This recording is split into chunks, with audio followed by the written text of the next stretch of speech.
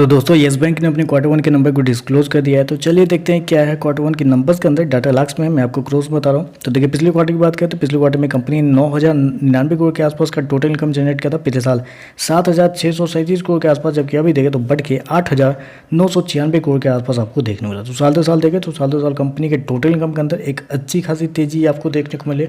Almost बोल सकते हैं वहाँ पे आप 18% के आसपास का जंप है साल दो साल कंपनी के टोटल इनकम के अंदर। वहीं अगर क्वार्टर जाते हैं तो क्वार्टर कंपनी के टोटल इनकम के अंदर हल्की सी गिरावट आपको देखने मिली। 1% के आसपास की गिरावट है कंपनी के टोटल इनकम के अंदर क्वार्टर। हालांकि मार्केट को पता भी था कि इस क्वार्टर में कंपनी के क्वार्टरली परफॉर्मेंस थोड़े से कमजोर रहेंगे, साल दो साल बेहतर रहेंगे, क्वार्टरली परफॉर्मेंस थोड़े से कमजोर रहेंगे, मार्केट का मानना भी था। इंटरेस्ट इनकम की बात कर लेते हैं।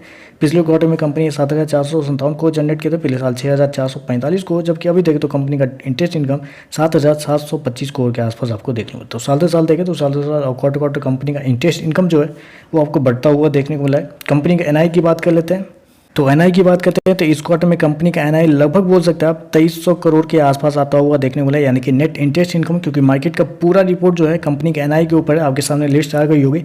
तो मार्केट का मानना था कि इस क्वार्टर में कंपनी का जो एनआई है लगभग 2150 करोड़ के आसपास आता हुआ देखने को मिलेगा। उसके मुकाबले देखें तो कंपनी का एनआई 2300 करोड़ के आसपास आता हुआ देखने को मिलेगा, यानी कि आप कह सकते हैं मार्केट के अनुमान से बेहतर आपको कंपनी का एनआई आपको देखने को मिल रहा है। एक्सपेंस की बात कर लेते हैं। तो देखिए पिछले क्वार्टर में बात करें तो पिछले क्वार्टर में कंपनी के खर्चे 8,184 करोड़ थे, पिछले साल 6,814 करोड़। अभी देखें तो कंपनी के खर्चे 8,094 करोड़ के आसपास आपको देखने को मिल रहे हैं। तो कंपनी के खर्चे भी देखें तो कंपनी के खर्चे ऑन एन एवरेज कंट्रोल में ही देखने को मिल रहे हैं। चलिए कंपनी का पहले प्रोविजन देख लेते हैं, प्रोविजन क्या हुआ है इस क्वार्टर में। तो देखिए पिछले क्वार्टर की बात करें तो पिछले क्वार्टर में 464 करोड़ खर्च किए थे, पिछले साल 360 करोड़। अभी देखें तो घट के 211 करोड़ के आसपास आ चुका है। तो कंपनी के प्रोविजन के अंदर एक अच्छा खासा इंप्रूवमेंट आपको देखने को मिला है साल दर साल क्वार्टर दोनों।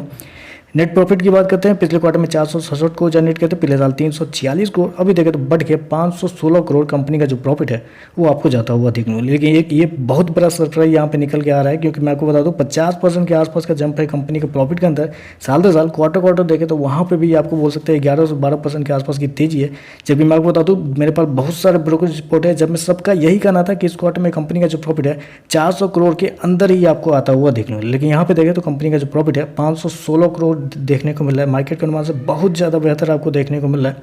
एनपीए की बात कर लेते हैं। तो देखिए पिछले क्वार्टर में कंपनी का एनपीए 1.7 ग्रॉस एनपीए 1.7 था, पिछले साल 2%। अभी देखें तो 1.7 के आसपास है। तो ग्रॉस एनपीए आपको संभलता हुआ देखने को मिल रहा है साल दर साल क्वार्टर दोनों।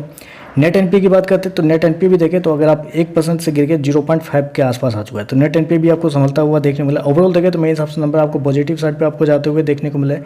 मार्केट का जितना अनुमान था कंपनी के एनआई को लेकर और प्रॉफिट को लेकर उससे कई ज़्यादा बेहतर कंपनी के नंबर देखने को मिल रहे हैं। तो चलिए बस आज के लिए बस इतना है। वीडियो पसंद आए तो लाइक कीजिएगा, साथ में साथ चैनल को सब्सक्राइब जरूर कीजिएगा। धन्यवाद।